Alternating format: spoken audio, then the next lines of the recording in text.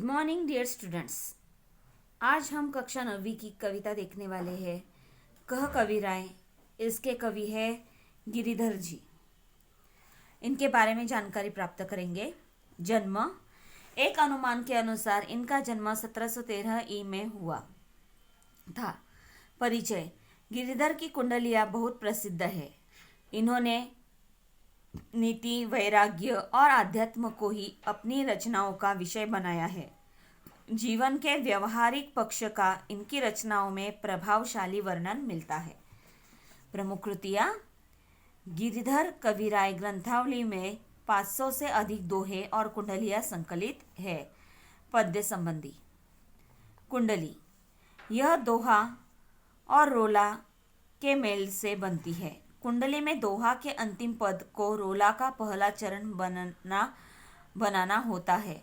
कुंडली की एक विशेषता यह है कि यह जिस शब्द से शुरू होती है उसी से इसका समापन भी होता है। यह कुंडलियों के माध्यम से विविध सामाजिक गुणों को अपनाने की बात की गई है। अभी ये जो दोहे हैं उनकी ओर बढ़ेंगे, कुंडली की ओर बढ़ेंगे। गुण के ग्राहक सहस नर, बिन गुण लहे न कोय। जैसे काग कोकिला, शब्द सुने सब कोय। शब्द सुने सब कोय, कोकिला सबे सुहावन। दोऊ के एक रंग, काग सब भय अपावन। कह गिरिधर कविराय, सुनो हो ठाकुर मन के। बिन गुण लहे न कोय, सहस नर गाहक गुण के। तो बच्चों, अभी ये जो कविता है ये पढ़ते समय आपको क्या करना है, मैं जो हार्ड वर्ड्स बता रही हूँ उसका आपको अर्थ लिखकर लेना है। गुण, गुण यानी गुण के गाहक, गाहक यानी ग्राहक, गुण के ग्राहक। सहस, सहस यानी सहस्त्र, नर पुरुष। गुण के गाहक सरस नर यानी गुण के ग्राहक सहस्त्र पुरुष। लहे न कोय, जैसे कागा कोकिला, शब्द सुने सब कोय। कागा यानी कौवा। सबे यानी लगे, अच्छा। अपावन यानी अपवित्र। लहे यानी पूछने वाला। सहस यानी सहस्त्र। अभी यहाँ पर इसका भावार्थ जो है हम देखेंगे। गुण के गाहक सहस्त्र न, बिन गुण लहे न कोय, यानी गुण के ग्राहक सहस्त्र पुरुष, बिन गुण लहे न कोय, जिनमें कोई गुण नहीं है। लहे न कोय यानी कोई पूछता नहीं है। देखो, व्यक्ति में अगर गुण हो, गुणवान व्यक्ति हो, तो उस गुणवान व्यक्ति को जानने वाले हजारों लोग होते हैं। और अगर जिस व्यक्ति में गुण ही नहीं है उस व्यक्ति को कोई नहीं पूछता, लोग उसका सम्मान नहीं करते। इसलिए व्यक्ति गुणवान होना बहुत ही आवश्यक होता है। कवि गिरिधर जो है वो कहते हैं, गुण के गाहक सहस नर, बिन गुण लहे न कोय, यानी गुणवान व्यक्तियों को पूछने वाले या जानने वाले हजारों लोग होते है, लेकिन जिस व्यक्ति में गुण नहीं होते उस व्यक्ति को कोई नहीं पूछता। जैसा कागा कोकिला, शब्द सुने सब कोय। कागा यानी क्या? कौवा। जिस प्रकार कौवे और कोकिला की आवाज सभी लोग सुनते हैं, बराबर है ना। कौवे और कोकिला की आवाज हम सब ने सुनी हुई है। शब्द सुने सब कोय, कोकिला सबे सुहावन। हम सब ने क्या किया है, कौवे और कोकिला दोनों की आवाज सुनी है, लेकिन कोकिला सबे सुहावन। परंतु क्या होता है, कोकिला की सुरीली आवाज के कारण वो सभी को अच्छी लगती है। कोयल की अपनी जो मधुर और सुरीली आवाज है उसके कारण वो क्या होती है, सभी को अच्छी लगती है। दोऊ के एक रंग, काग सब भय अपावन। दोऊ के एक रंग, दोऊ के यानी दोनों के एक ही रंग है। कोयल और कौवा का रंग एक समान है, परंतु कौवा अपनी तेज कर्कश आवाज के कारण अपमानित किया जाता है, उसे अपवित्र माना जाता है। और कोयल के मधुर आवाज के कारण उसे क्या होता है, सम्मान मिलता है। देखो, अगर कोयल गा रही हो तो कानों को कितना अच्छा लगता है, हमेशा ऐसा सुनते रहो ऐसा लगता है। लेकिन कौवा अगर चिल्ला रहा हो तो ऐसे लगता है कब इसको यहाँ से हटा दे। बराबर है ना। हम उससे क्या करते हैं, सामने बैठ अगर है तो उसे वहां से हटाने का प्रयत्न करते हैं। उसके आवाज से, कर्कश आवाज से हम परेशान हो जाते हैं। तो कोयल की जो मधुर आवाज होती है, उस मधुर आवाज से क्या हो जाता है, हमारा मन प्रसन्न हो जाता है, हमें अच्छा लगता है। देखा जाए तो दोनों का रंग कैसा है, एक समान है। दोनों का रंग एक समान है, लेकिन अपने अपने गुणों के कारण दोनों कैसे हैं, अलग अलग है। कोयल को अच्छा माना जाता है, लोगों को उसका आवाज पसंद होता है। तो उससे उल्टा जो कौवा है उसे पावन माना जाता है, उसका आवाज किसी को पसंद नहीं होता। कह गिरिधर कविराय सुनो हो ठाकुर मन के, बिन गुण लहे न कोय सहस नर गाहक गुण के।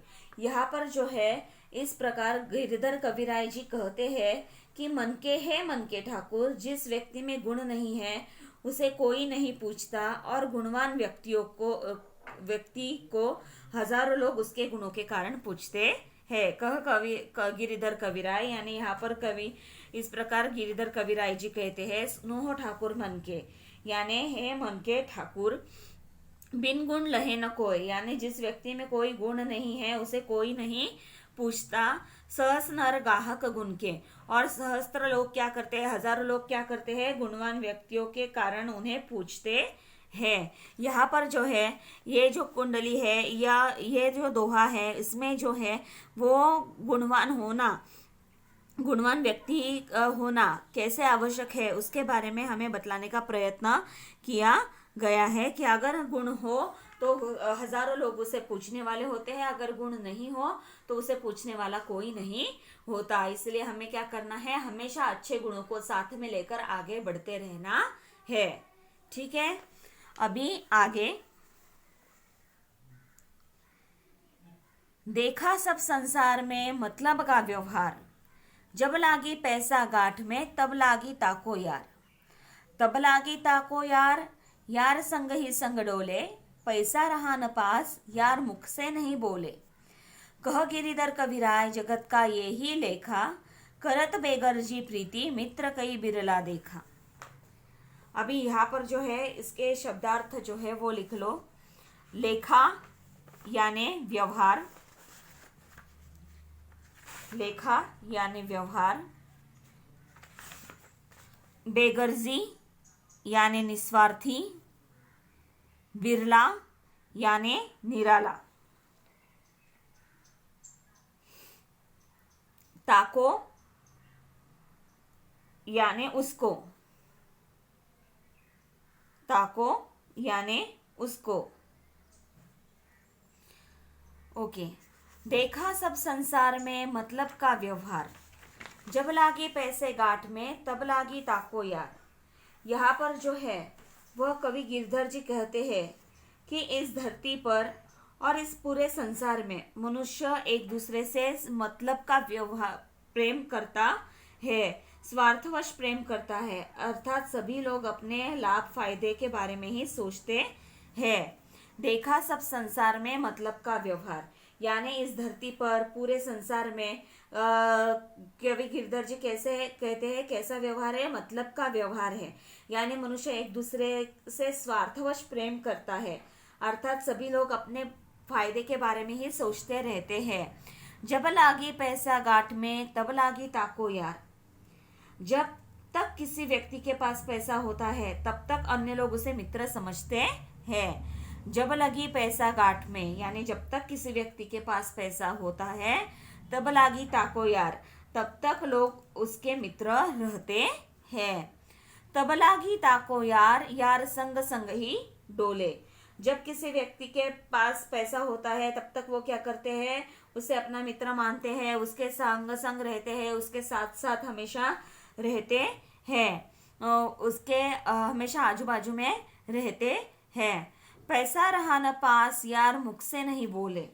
अभी देखो, जब तक पैसा है तो आपके ऊपर ऊपर करने वाले सब लोग होंगे, आपको पूछने वाले सब लोग होंगे, वह मैं तुम्हारा दोस्त हूँ, अपना दोस्त मानने वाले बहुत सारे लोग होंगे। लेकिन यही परिस्थिति जब आपके पास पैसा नहीं होगा तो कैसे होने वाली है, आप देख लो। पैसा रहा न पास, यार मुख से नहीं बोले। यानी यहाँ पर गिरिधर जी बताते हैं कि किसी व्यक्ति के पास धन या पैसा नहीं होता तब मित्र उसकी उपेक्षा करते हैं, अर्थात गरीब मित्र से बात करना वो पसंद नहीं करते। जब तक आपके पास पैसा होगा तब तक वो आपने पूछने वाले हैं, लेकिन पैसा नहीं है तो आपको पूछने वाले नहीं है। कह गिरिधर कवि राय, जगत का यही लेखा, लेखा यानी क्या, व्यवहार। कवि गिरिधर जी कहते हैं इस संसार का यही नियम है, यही व्यवहार है। करत बेघर जी प्रीति, मित्र कोई बिरला देखा। यहाँ पर वो कहते हैं, बताते हैं कि बिना स्वार्थ से के किसी मित्रता करने वाले लोग कम मिलते हैं, अर्थात बिना स्वार्थ के प्रेम करने वाला कोई नहीं मिलता। करत बेघर जी प्रीति यानी बिना स्वार्थ के निस्वार्थी भाव से मित्रता करने वाला निराला, बिरला यानी क्या, निराला, ऐसा बिना स्वार्थ प्रेम करने वाला निराला व्यक्ति कोई नहीं मिलता। यहाँ पर इस दोहे में लोगों से स्वार्थवश प्रेम उठाने के बारे में बताया गया है, उनकी सोच के बारे में बताने का प्रयत्न किया है। पहले दोहे में हमने क्या देखा है, गुणवान व्यक्ति का महत्व देखा है। दूसरे दोहे में हमने क्या देखा है कि किस प्रकार लोग स्वार्थवश प्रेम करते हैं, आज का व्यवहार किस प्रकार मतलब का व्यवहार हो चुका है, और बिना स्वार्थ प्रेम करने वाले लोग बहुत ही कम मिलते हैं या फिर मिलते ही नहीं है, ऐसे कवि गिरधर जी हमें यहाँ पर बता रहे हैं। आगे,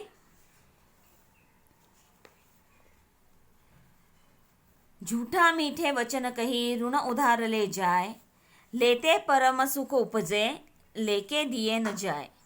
लेके दिए न जाए, ऊंच अरु नीच बतावे, ऋण उधार की रीति मांगते मारन धावे।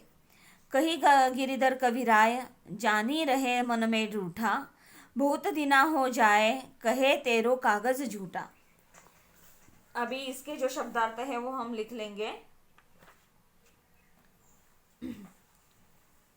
झूठा, झूठा व्यक्ति, कही, कहना, उधार, पैसे उधार लेना,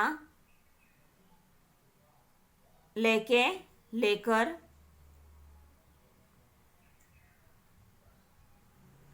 अरु और, बतावे, बताना,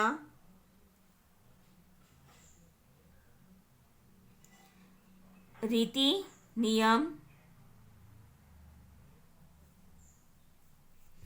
यहाँ पर जो है अभी ये जो तीसरा दोहा है, उस दोहे में देखो, हर एक दोहे में उन्होंने क्या की है, हमारे जो समाज की हमारी जो सच्चाई है, जीवन जिंदगी जीते वक्त की, उस सच्चाई को बताने का प्रयत्न किया है कि इस प्रकार के सामाजिक गुणों को अपनाने की बात उन्होंने बताई है कि हमें सामाजिक गुणों को अपनाना है, किस प्रकार लोग जो है वो धोखा देने वाले लोग भी होते हैं, इसके बारे में उन्होंने बताने का प्रयत्न किया है। अभी यहाँ पर इन्होंने बताया है, झूठा मीठे वचन कही ऋण उधार लिए जाए। अभी यहाँ पर जो है वो बता रहे हैं हमें कि झूठा व्यक्ति हमेशा मीठे वचन बोलता है, मीठी मीठी बातें करके वह दूसरों से रुपए भी उधार ले जाता है। देखो, झूठा मीठे वचन कही यानी झूठा व्यक्ति जो है वो हमेशा मीठे वचन बोलता है। ऋण उधार ले जाए यानी मीठी मीठी बातें कर कर वह दूसरों से रुपए भी उधार ले जाता है। लेत परम सुख उपजे लेके दिए न जाए, दियो न जाए। लेत परम सुख उपजे यानी जब दूसरों से पैसे वो उधार पर लेने वाला होता है तो लेते वक्त उसे बहुत ही अच्छा महसूस होता है, उसे बहुत ही अच्छा लगता है, उसे रुपए उधार लेते समय तो उसे बहुत सुख मिलता है और अच्छा लगता है। लेके दियो न जाए, लेकिन लेकर, परंतु वही व्यक्ति जिसने दूसरों से पैसे उधार लिए हैं वही व्यक्ति देते समय देने का नाम भी नहीं लेता। जिस व्यक्ति से वह उधार लेता है उसके पैसे वापस देने का नाम भी नहीं लेता। पैसे मांगने पर वह अपना दुखड़ा बताता है, उसे देने की इच्छा नहीं होती। यानी देखो, उसके जरूरत के वक्त जिस व्यक्ति ने उसे मदद की हुई रहती है, तब उसे बहुत ही अच्छा लगता है, बहुत खुशी महसूस होती है। लेकिन जब देने का समय आता है तो उसे बिल्कुल भी अच्छा नहीं लगता, उसे बिल्कुल भी अच्छा नहीं लगता, वो अपने दुखड़े सुनाने लगता है। ऊंच अरु नीच बतावे, यहाँ पर जो है वो क्या करता है, ऊंच अरु नीच बतावे, यानी जब पैसे देने का समय आता है उस समय में वो क्या करता है, कुछ भी बहाने बताता रहता है, कुछ भी बातें बताता रहता है। ऋण उधार की रीति मांगते मार न धावे। अभी ये जो ऋण उधार की रीति है, नियम जो है, उसके बारे में बताने का प्रयत्न किया है कि कवि गिरधर जी कहते हैं कि कर्ज का यह नियम है कि पैसे वापस मांगने पर कर्जदार देने वाले को मारने दौड़ता है, मांगते मार न धावे। यानी ये नीति है, नियम है, वो बताने का प्रयत्न किया है कि जिस व्यक्ति ने पैसे उधार लिए हैं और जिस व्यक्ति ने दिए हैं, तो जिस व्यक्ति ने पैसे दिए हैं वो उस व्यक्ति को मांगने के लिए अगर जाता है, पैसे मांगने के लिए जाता है, तो जिसने ऋण लिया है, जिसने पैसे लिए हैं, ऐसा व्यक्ति क्या करता है, देने वाले व्यक्ति के ऊपर मांगने के लिए दौड़ पड़ता है, दौड़ जाता है। यह जो नियम है वो उन्होंने बताया है, और मन ही मन उससे नाराज भी होता है। कह गिरिधर कविराय जानी रहे मन में रूठा। यानी कवि गिरधर जी यहाँ बता रहे हैं कि वह व्यक्ति जो है वो मन से बहुत ही उसके ऊपर, उस व्यक्ति के ऊपर रूठ जाता है, उसके बारे उस व्यक्ति के बारे में जो है मन ही मन में उसके ऊपर नाराज होता रहता है। कह बहुत दिन हो जाए कहे तेरो कागज झूठा। ज्यादा दिन बीत जाने पर वह उधार देने वाले को ही झूठा साबित कर देता है और उधार कब दिया था इसका प्रमाण मांगता है। कर्ज देने वाला अगर कर्ज लेन देन का लिखा कागज भी है तो वो कर्जदार को उसे झूठा सिद्ध करवा देता है, वो कहता है तुम्हारा कागज जो है वो झूठा है। यानी यहाँ पर जो स्वार्थी लोग होते हैं, जो दूसरों को फंसाने का काम करते हैं, उनके बारे में बतलाने का प्रयत्न किया है कि मुसीबत के समय अगर किसी व्यक्ति, वो क्या करते हैं, झूठ बोलने वाले व्यक्ति हमेशा दूसरों से मीठी मीठी बातें करते रहते हैं और पैसे उधार लेते हैं।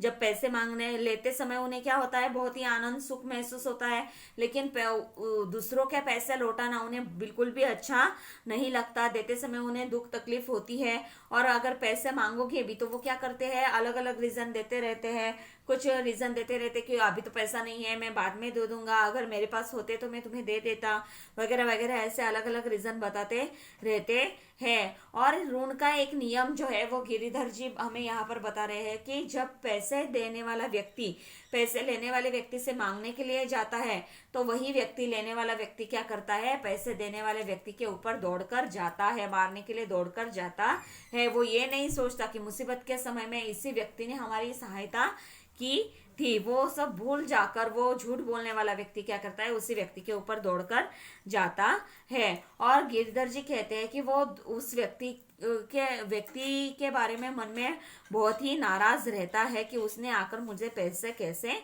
मांगे। और अगर बहुत ज्यादा दिन इस पैसों के मामले में हो जाते हैं तो वो कहते कि कब तुमने हमें ऋण दिया था, कब तुमने पैसे दिए थे, अगर आप इसका लेखा जोखा भी रख दो कि हाँ बाबा मैंने तुम्हें ये दिन पर इतना इतना पैसा दिया था, तो वो क्या करते हैं, उसे सामने वाले व्यक्ति को क्या करते हैं, झूठा ठहरा देते हैं कि तुम्हारा कागज जो है वो झूठा है। ऐसे कवि गिरिधर जी यहाँ पर बतला रहे हैं। यानी हर एक व्यक्ति ईमानदार रहेगा यह नहीं है, उन्होंने झूठ बोलने वाले व्यक्ति के बारे में हमें यहाँ पर बतलाने का प्रयत्न किया है। बिना विचारे जो करे सो पाछे पछताए, काम बिगाड़े आपनो जगत में होत हसाए। जगत में होत हसाए चित्त में चैन न आवे, खान पान सम्मान राग रंग मन ही न भावे। कह गिरिधर कविराय दुख कछु टरतन टारे, खटकत है जिय माही कियो जो बिना विचारे। यहाँ पर जो है वो बिना सोचे समझे कार्य के बारे में बतलाया गया है। बिगाड़े यानी बिगाड़ना, चैन ना आवे यानी चैन ना आना,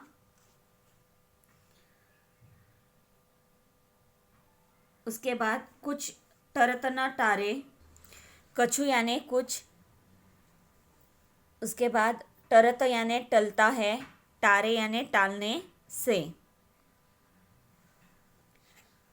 खटकत यानी पीड़ा देना, जिय यानी हृदय, माही यानी में, कियो यानी किया, कछु यानी कुछ, टरत यानी टलता है, टारे यानी टालने से, खटकत यानी पीड़ा देना, जिय यानी हृदय, माही में, कियो किया। यहाँ पर जो है वो बता रहे हैं बिना विचारे जो करे सो पाछे पछताए। यहाँ पर जो है पाछे, पाछे यानी बाद में, बिना विचार से, बिना सोच विचार से करे यानी करता है। अगर कोई व्यक्ति कार्य यदि बिना विचारे करता है तो उसे बाद में पछताना पड़ता है। पहले लाइन का अर्थ क्या है? व्यक्ति कोई भी कार्य यदि बिना विचारे करता है तो उसे बाद में पछताना पड़ता है। काम बिगाड़े आपनो जग में होत हंसाए। क्यों ऐसा होता है? क्योंकि बिना विचार पूर्वक किया गया कोई भी काम ठीक से पूर्ण नहीं होता। बिना सोच विचारे किया हुआ कोई भी काम ठीक से पूर्ण नहीं होता। काम बिगाड़े आपनो यानी ऐसा किया हुआ कार्य, ऐसे व्यक्ति अपना काम भी बिगाड़ता है और समाज में वह हंसी का पात्र बन जाता है। जगत में होत हंसाई यानी समाज में वो हंसी का पात्र बन जाता है। पहले दो लाइंस का मतलब क्या है? बिना विचारे जो करे सो पाछे पछताए, यानी बिना सोच विचार किया हुआ कार्य अगर कोई व्यक्ति करता है तो उसे बाद में पछताना पड़ता है। काम बिगाड़े आपनो, क्योंकि ऐसे किए हुआ कार्य से क्या होता है? उसका काम बिगड़ जाता है। जग में होत हंसाए यानी ये संसार के लोग जो है वो, उस समाज के लोग जो है वो समाज में हंसी के पात्र बन जाता है। लोग उसके ऊपर हंसते हैं। जगत में होत हंसाए चित्त में चैन न आवे। देखो, जिसके कारण क्या हो जाता है? मन निराश हो जाता है। लोग हमारे ऊपर हंसते हैं, हमारी मजाक उड़ाते हैं, इसके वजह से क्या हो जाता है? हमारे मन को चैन नहीं मिल पाता।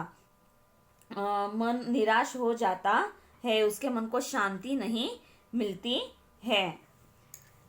खान पान सम्मान राग रंग मन ही न भावे। ऐसी स्थिति में क्या हो जाता है? खान पान सम्मान आदि किसी भी चीज में उसका मन नहीं लगता, अर्थात कुछ भी उसे अच्छा नहीं लगता। खान पान सम्मान राग रंग ये जो है उसका किसी भी चीज में रंग नहीं, मन नहीं लगता वो, यानी अर्थात उसे कुछ भी अच्छा नहीं लगता, क्योंकि उसका मन जो है वो निराश हुआ रहता है। कह गिरिधर कविराय दुख कुछ न टरता टारे। यानी अभी यहाँ पर गिरिधर कवि कहते हैं कि चाहे कुछ भी कर लो लेकिन उसके मन से दुख दूर नहीं होता और न उसे टाल सकता है। बराबर है कि नहीं? जो घटना घट गई उसे वो टाल सकता है क्या? नहीं। अगर वही कार्य उसने सोच विचार करके किया होता तो ऐसी स्थिति आती क्या? नहीं। लेकिन उसने कार्य कैसे किया है? बिना सोच विचार किए उसने किया है, जिसके वजह से वो समाज के हंसी का पात्र बन गया है और उसके कारण उसका मन इतना निराश हो गया कि खाना पीना कुछ किसी में भी उसका मन नहीं लगता, क्योंकि उसका मन बहुत ही निराश हुआ रहता है।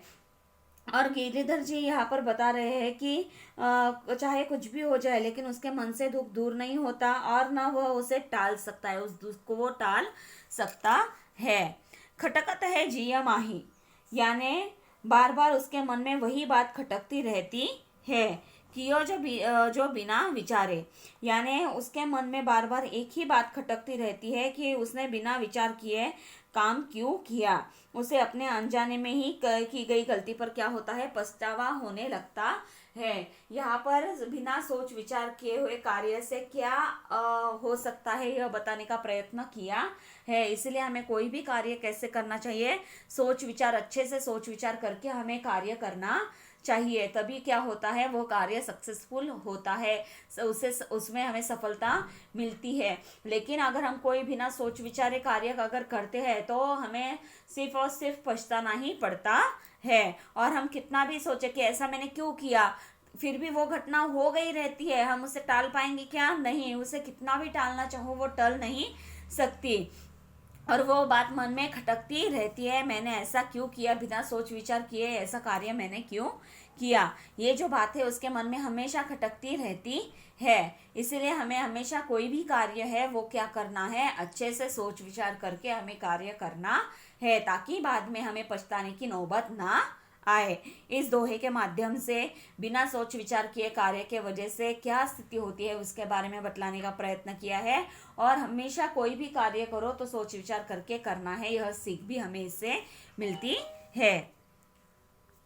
बीती ताही बिसारी दे आगे की सुधि लेई, जो बनी आवे सहज में ताही में चित देई, ताही में चित देई बात जोई बनी आवे, दुर्जन हसे न कोय चित्त में खता न पावे। कह गिरिधर कविराय यह करु मन परतीति, आगे की सुधि लेई समझू बीती सो बीती। अभी यहाँ पर जो है वो कभी हमें बता रहे हैं बीती, बीती यानी जो बीत गया, ताही यानी उसे, बिसरी यानी भूल। बीती जो बीत गया, ताही यानी उसे, बिसरी यानी भूल, सुधी यानी सोच, लेई यानी लो, बनी यानी सफल होना, आवे यानी आता है, सहज यानी सरल, ताही यानी उसे, चित यानी हृदय, दुर्जन यानी दुष्ट, कोई यानी कोई, खता यानी परेशानी, पावे यानी पाए,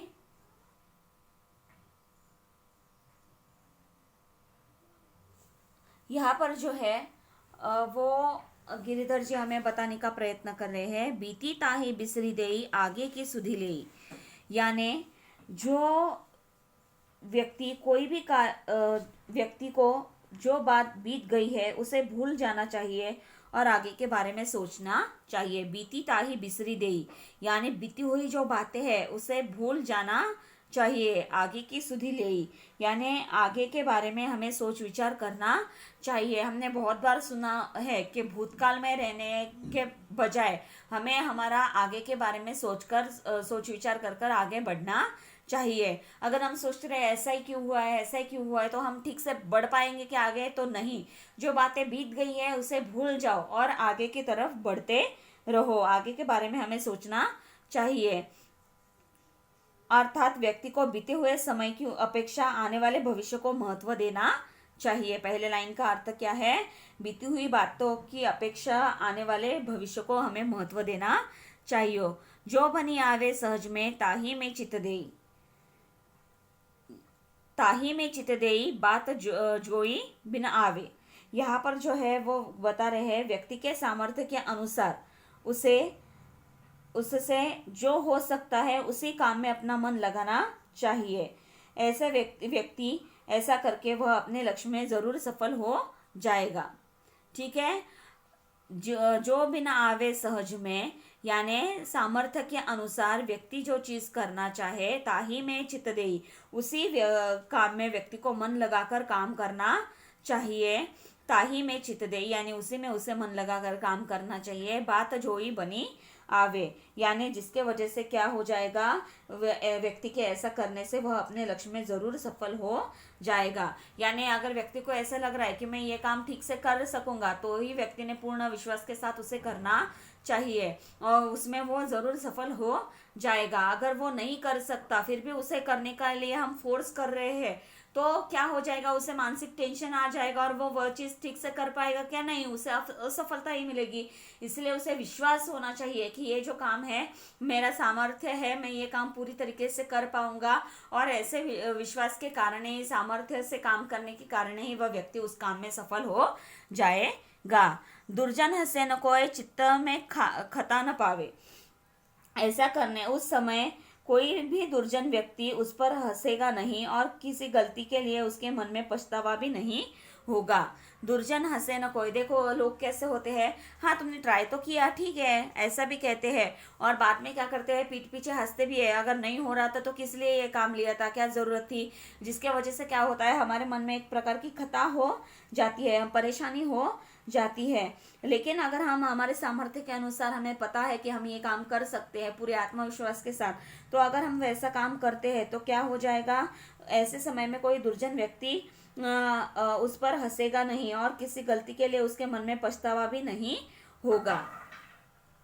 कह गिरिधर कविराय यह करूँ मन परतीति, आगे की सुधिले समझू बीती सो बीती। अभी यहाँ पर जो है वो गिरिधर कवि जी कहते हैं कि व्यक्ति को हमेशा अपने मन की सुननी चाहिए। करूँ मन परतीति यानी मन की सुनना। व्यक्ति को हमेशा क्या करना चाहिए, अपने मन की ही सुननी चाहिए। आगे की सुधिले समझो बीती सो बीती, उसे सिर्फ आगे के बारे में ही सोचना चाहिए। जो बीत गया सो बीत गया, अतः उसे भूलना ही बेहतर है। बीते हुए पलों के बारे में उसे नहीं सोचना चाहिए। यहाँ पर देखो कि इस दोहे में गिरिधर जी ने यह समझाने का प्रयत्न किया है कि सामर्थ्य के अनुसार अपना सामर्थ्य पहचान कर हमें काम करना चाहिए, जिसके वजह से हम उस काम में सफल हो सकते हैं। और जो दुर्जन व्यक्ति है वो हम पर हंसेगा भी नहीं, और मन में परेशानी भी हमारी उत्पन्न नहीं होगी। और दूसरी बात ये भी समझाते हैं कि बीते हुए बातों के बारे में हमें सोचते नहीं बैठना चाहिए, तो आगे के बारे में हमें सोच विचार करना चाहिए। सिर्फ आगे के बारे में ही हमें सोचना चाहिए। जो बीत गया सो बीत गया, उसे भूलना ही हमारे लिए बेहतर होता है। बीते हुए पलों के बारे में हमें सोचना नहीं है, तो हमें आगे भविष्य की ओर बढ़ते रहना है। यह उन्होंने इससे समझाने का प्रयत्न किया है। पानी बाढ़ो नाव में, घर में बाढ़ो दाम, दोनों हाथ उलीचिए, यही सयानो काम, यही सयानो काम, राम को सुमिरन कीजिए, परस्वास्थ्य के काज शीश आगे कर दीजिए। कह गिरिधर कविराय बड़े न की याही बानी, चलिए चाल सुचाल, रखिए अपनो पानी। यहाँ पर देखिए, यहाँ पर जो मीनिंग्स है वो लिख लीजिए। बाढ़ो यानी बढ़ जाना, बाढ़ो यानी बढ़ जाना, दाम यानी धन, उछलिए यानी फेंकिए, सयानो यानी समझदारी, सयानो यानी समझदारी, सुमिरन यानी स्मरण, कीजे यानी करे,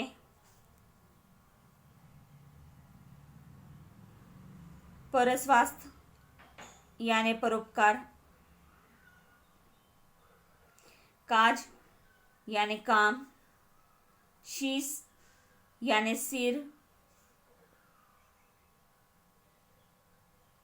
बानी यानी कथन, चाल यानी व्यवहार,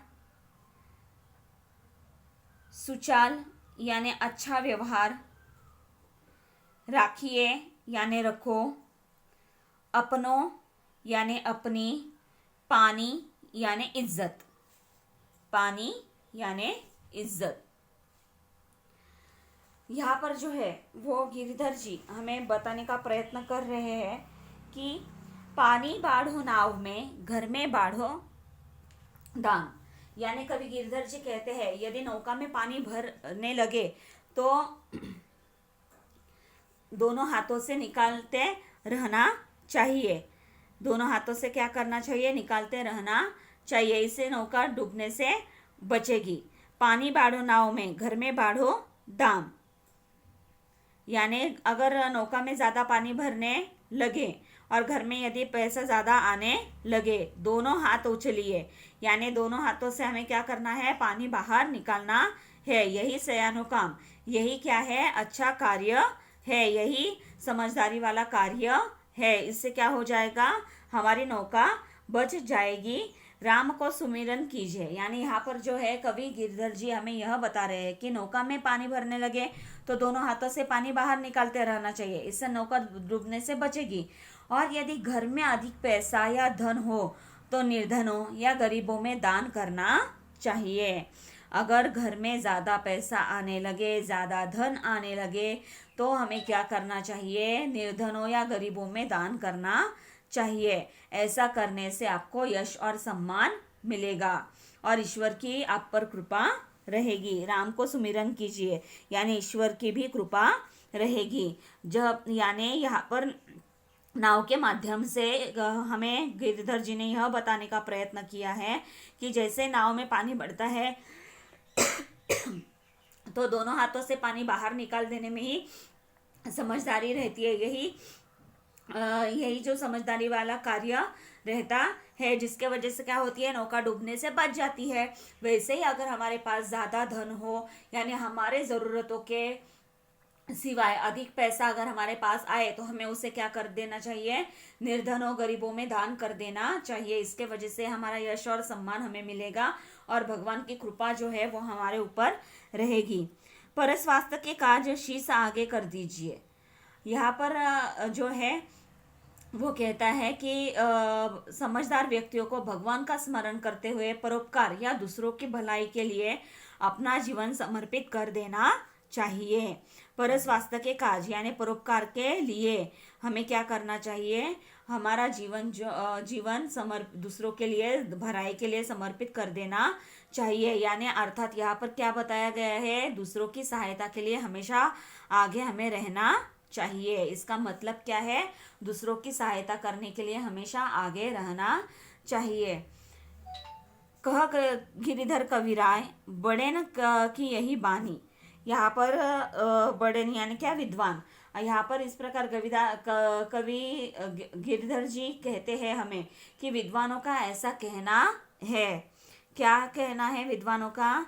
चलिए चाल सुचाल, यानी अच्छे कर्म करते हुए हमेशा आगे बढ़ते रहना चाहिए। राखिए अपनों पानी, यानी अच्छे कर्म करते हुए, काम करते हुए हमेशा आगे बढ़ते रहना चाहिए और अपना सम्मान बनाए रखना चाहिए। हमारी इज्जत जो है वो समाज में बनाई रखनी चाहिए। अर्थात जो लोग अच्छे कर्म करते हैं उनका सम्मान एवं यश सदैव बना रहता है।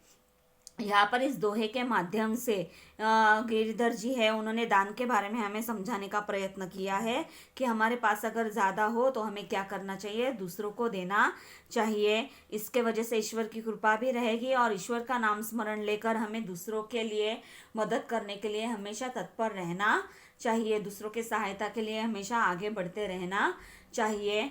और कवि गिरिधर जी ये भी बता रहे हैं कि विद्वानों का ऐसा कहना है कि चलिए चाल सुचाल, यानी अच्छे कर्म करते हुए हमेशा आगे बढ़ते रहना चाहिए। और राखिए अपनी पानी, और अपना सम्मान बनाए रखना चाहिए। अपनी इज्जत सम्मान जो है वो बनाए रखना चाहिए। अर्थात जो लोग ऐसे कर्म करते हैं उनका सम्मान एवं यश सदैव बना रहता है। इस दोहे के माध्यम से दान का महत्व और अपने सम्मान का महत्व बताने का प्रयत्न किया है। यहाँ पर जो है वो हर एक दोहे के माध्यम से हमें कुछ ना कुछ सीख देने का प्रयत्न किया है। यहाँ पर जो है पहले दोहे में उन्होंने गुणवान व्यक्तियों का महत्व बताया है। दूसरे दोहे में उन्होंने लोगों से स्वार्थवश प्रेम कर कर उनके लाभ उठाने के बारे में बताया गया है। तीसरे दोहे में उन्होंने झूठ बोलने वाले व्यक्ति किस प्रकार जो होते हैं दूसरों को ठग लेते हैं उसके बारे में उन्होंने बतलाने का प्रयत्न किया है। ऐसे लोगों से हमें बचना चाहिए, ये भी उन्होंने सिखलाया है। चौथे दोहे में उन्होंने बिना सोच विचार कार्य किया तो किस प्रकार पछताना पड़ता है उसके बारे में बताया है। तो हमेशा सोच विचार करके ही हमें कार्य करना है, यह समझाया है। पांचवें दोहे में उन्होंने बात बीत गई तो उसे भूल जाना और आगे की ओर बढ़ते रहना, इसके बारे में हमें बतलाने का प्रयत्न किया है। और हर एक कार्य को हमें सोच विचार करके ही पूर्ण करना है, इसके बारे में सीख उन्होंने हमें दी है। लास्ट दोहे में उन्होंने नाव के माध्यम से ज़्यादा धन अगर इकट्ठा होता है तो हमें दूसरों की सहायता करनी चाहिए और दूसरों की सेवा करने के लिए हमेशा आगे बढ़ते रहना चाहिए। यह सीख हमें जो है इन दोहों के माध्यम से उन्होंने देने का प्रयत्न किया है। इस प्रकार जो है वो कवि गिरधर जी है, उन्होंने कुंडलियों से सर्वसाधारण लोगों को उपदेश प्रदान किया है कि व्यक्ति के पास गुण होना चाहिए। विपत्ति में सच्चे मित्र की पहचान होती है। व्यक्ति को कोई भी काम विचार पूर्वक करना चाहिए। व्यक्ति को भविष्य के बारे में सोचना चाहिए। आदि के बारे में मनुष्य को सतर्क करते हुए कवि गिरिधर जी है उन्होंने हमें नैतिकता का पाठ पढ़ाया है। ठीक है, तो यहाँ पर जो है हमारी जो कह कविराय जो कविता है कुंडलिया है वह पूर्ण हो जाती है। आपको क्या करना है, आपको जो टेक्स्ट बुक के नीचे क्वेश्चन आंसर जो दिए हैं वह आपको लिखने हैं। पाठ के आंगन से सूचना के अनुसार कृतियाँ कीजिए। यहाँ से तीसरा सवाल जो है, कवि के मतानुसार मनुष्य की विचारधारा के निम्न मुद्दों के आधार स्पष्ट कीजिए, ये आपको लिखना है।